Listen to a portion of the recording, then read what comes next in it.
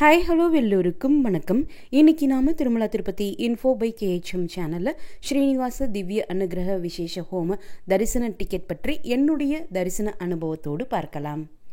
ஸ்ரீனிவாச திவ்ய அனுகிரக விசேஷ ஹோமம் டிக்கெட்ஸ் ஆன்லைன்லையும் இஷ்யூ பண்ணுறாங்க, ஆஃப்லைன்லையும் இஷ்யூ பண்ணுறாங்க. ஆன்லைனில் ஒரு நாளுக்கு 150 டிக்கெட்ஸ் இஷ்யூ பண்ணுவாங்க. ஆஃப்லைனில் அதாவது நேரடியாக போய் நாம் வாங்கக்கூடிய நாட்களில் ஒரு நாளுக்கு 50 டிக்கெட்ஸ் இஷ்யூ பண்ணுவாங்க.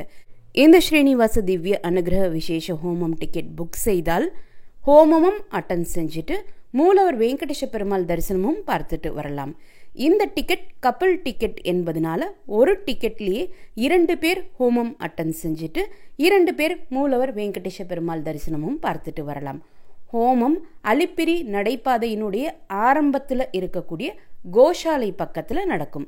இந்த இடம் எங்கே இருக்கு, இதற்கு எப்படி போகணும் என்ற லைவ் ரூட் வீடியோவும் நம்முடைய சேனலில் ஆல்ரெடி இருக்கு. அதே போல் இந்த ஆஃப்லைன் டிக்கெட்ஸ் பற்றிய டீட்டெயில்ஸும் தனி ஒரு வீடியோவாக நம்முடைய சேனலில் இருக்கு. அந்த வீடியோனுடைய லிங்க்ஸை இந்த வீடியோனுடைய ஃபர்ஸ்ட் கமெண்ட்டில் நான் கொடுக்குறேன், நீங்கள் செக் பண்ணி பார்த்துக்கலாம். ஹோமம் கீழ் திருப்பதியில் இருக்கக்கூடிய அலிப்பிரி நடைபாதையினுடைய ஆரம்பத்தில் இருக்கக்கூடிய கோஷாலைக்கு பக்கத்தில் நடக்கும். ஹோமம் காலையில் 9 மணியிலிருந்து 11 மணி வரை நடக்கும். இந்த தரிசன டிக்கெட் புக் செய்யக்கூடியவங்க எல்லாருமே ஹோமம் கம்பல்சரியாக அட்டன் பண்ணணும். ஹோமம் கம்பல்சரியாக அட்டன் செய்தால் மட்டுமே நம்முடைய தரிசன டிக்கெட்டில் அங்கே இருக்கக்கூடிய டிடிடி அஃபிஷியல்ஸ் இவங்க ஹோமம் அட்டன் செஞ்சிட்டாங்கன்னு சீல் அண்ட் சிக்னேச்சர் போட்டு கொடுப்பாங்க. சீல் அண்ட் சிக்னேச்சர் இருக்கக்கூடிய தரிசன டிக்கெட்டோடு தான் திருமலைக்கு போய் மூலவர் வெங்கடேஷ பெருமாள் தரிசனத்திற்கு போக முடியும்.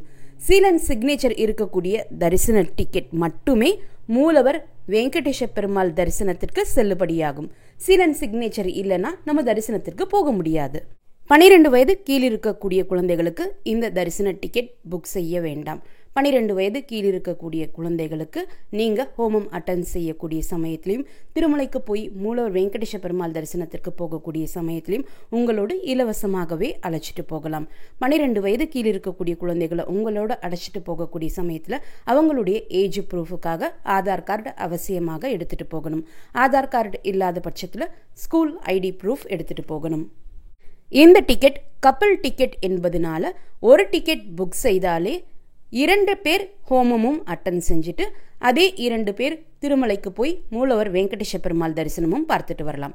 எங்கள் வீட்டில் 3 பேர் இருக்கோம், 5 பேர் இருக்கோம், அந்த தனியாக இருக்கக்கூடிய ஒரு ஆளுக்கு எப்படி இந்த தரிசன டிக்கெட் புக் செய்ய முடியும்னு கேட்டிங்கன்னா தனி ஒரு நபருக்கு இந்த டிக்கெட் புக் செய்ய முடியாது. 2 பேருக்கு சேர்த்து தான் இந்த டிக்கெட்ஸ் புக் செய்ய முடியும். டிக்கெட் புக் செய்த பிறகு தரிசனத்திற்கு போகக்கூடிய அந்த நாள் ஒருத்தரால் வர முடியலனாலும் பிரச்சனை கிடையாது. மீதம் இருக்கக்கூடிய ஒருத்தர் அவங்களுடைய தரிசன டிக்கெட்டோடு போய் ஹோமம் அட்டன் செஞ்சுட்டு பெருமாள் தரிசனத்திற்கும் போயிட்டு வரலாம். இந்த டிக்கெட் ஒரு முறை நீங்கள் புக் செஞ்சிட்டிங்கன்னா கேன்சல் செய்யவும் முடியாது, ரீஸ்கெடியூல் செய்யவும் முடியாது. இந்த தரிசன டிக்கெட் நீங்கள் ஆன்லைன் மூலமாகவோ ஆஃப்லைன் மூலமாகவோ ஒரு முறை புக் செஞ்சுக்கிட்டீங்கன்னா மறுமுறை இதே ஸ்ரீனிவாச திவ்ய அனுகிரக விசேஷ ஹோமம் டிக்கெட் புக் செய்கிறதுக்கு 30 நாட்கள் டைம் கேப் இருக்கணும். நீங்கள் ஹோமம் அட்டன் செய்த தேதியிலிருந்து 30 நாட்களுக்கு பிறகுதான் மறுமுறை இதே தரிசன டிக்கெட் புக் செய்ய முடியும். முக்கியமாக இதில் தெரிஞ்சுக்க வேண்டியது, இந்த தரிசன டிக்கெட்டுக்கு ஆன்லைன் ரூம் புக்கிங் ஃபெசிலிட்டி இருக்காது. இந்த டிக்கெட் புக்கிங் ஓப்பன் ஆகிறதுக்கு முன்னாடியே அந்த பர்டிகுலர் மாதத்தினுடைய ஆன்லைன் ரூம் புக்கிங் ஓப்பன் ஆகி கம்ப்ளீட் ஆகி முடிஞ்சிருக்கும். ஸோ இந்த தரிசன டிக்கெட் நீங்கள் ஆன்லைன் மூலமாகவோ ஆஃப்லைன் மூலமாகவோ புக் பண்ணும் பட்சத்தில் திருமலையில் இருக்கக்கூடிய CRO ஆஃபீஸினுடைய பேஸ்மெண்ட் ஃப்ளோரில் இருக்கக்கூடிய ஆஃப்லைன் ரூம் புக்கிங் கவுண்டருக்கு போய் நேரடியாக தான் ரூம் புக் செய்யணும். இந்த தரிசன டிக்கெட்டினுடைய காஸ்ட் 1600 ரூபாய்.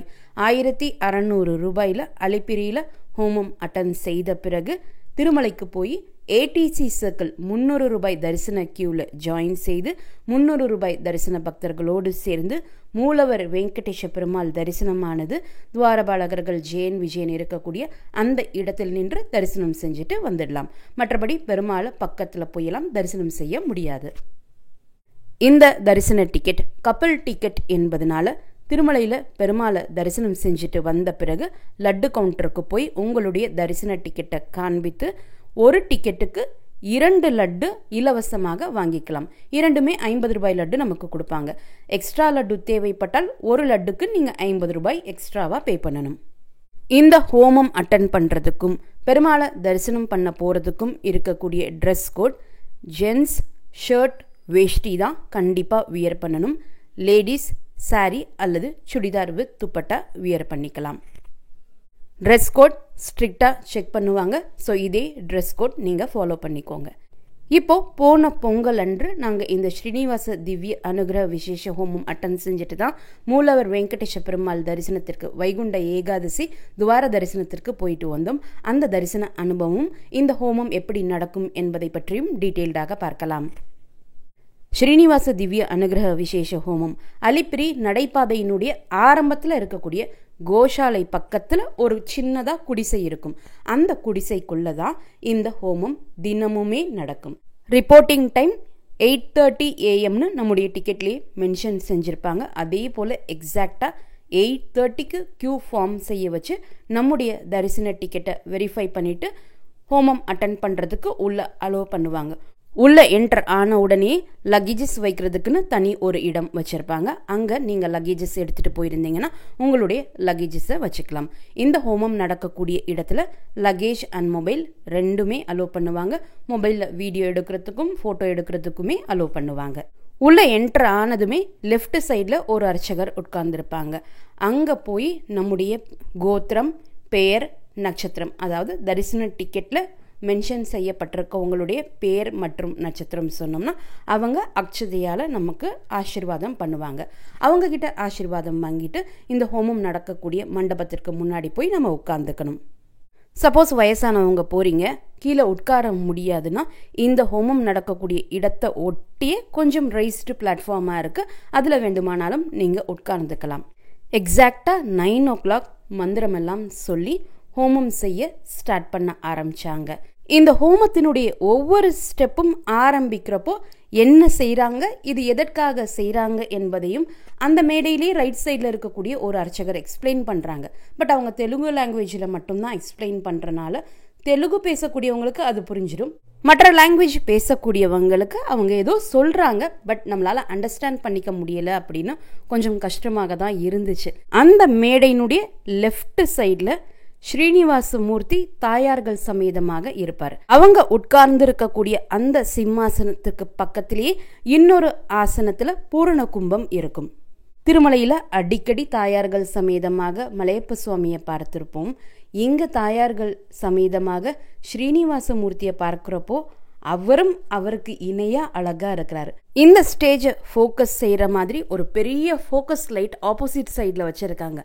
அந்த லைட்டில் பார்க்குறப்போ அந்த ஸ்டேஜே பிரைட்டாக இருக்கும். கூடவே தாயார்கள் சமேதமாக ஸ்ரீனிவாசமூர்த்தி கூடுதல் ஜொலிப்போட கூடுதல் மிடுக்கோட ரொம்ப அழகாக 3 பேருமே இருந்தாங்க. ஃபஸ்ட்டு ஹோமம் ஸ்டார்ட் பண்ணுறதுக்கு முன்னாடி மந்திரங்கள் எல்லாம் தொடர்ந்து சொல்லிட்டே வருவாங்க. அதற்கப்புறம் தான் ஹோமம் ஸ்டார்ட் பண்ணுவாங்க. ஒவ்வொரு ப்ராசஸும் ஆரம்பிக்கிறப்பவும் முடிக்கிறப்பவும் பெருமாளுக்கு தீபதூப ஆரத்தி காமிப்பாங்க. அப்பப்போ இந்த ஸ்க்ரீன் க்ளோஸ் செய்வாங்க. மறுபடியும் அந்த ஸ்க்ரீன் ஓப்பன் செஞ்சு ஹோமம் செய்ய ஸ்டார்ட் பண்ணுவாங்க. ஹோமம் செய்ய ஆரம்பிக்கிறதுக்கு முன்னாடி நம்மளை சங்கல்பம் செய்ய சொல்லுவாங்க. அவங்க மந்திரம் சொல்ல சொல்ல நாமளும் அவங்க கூடவே சொல்லணும்.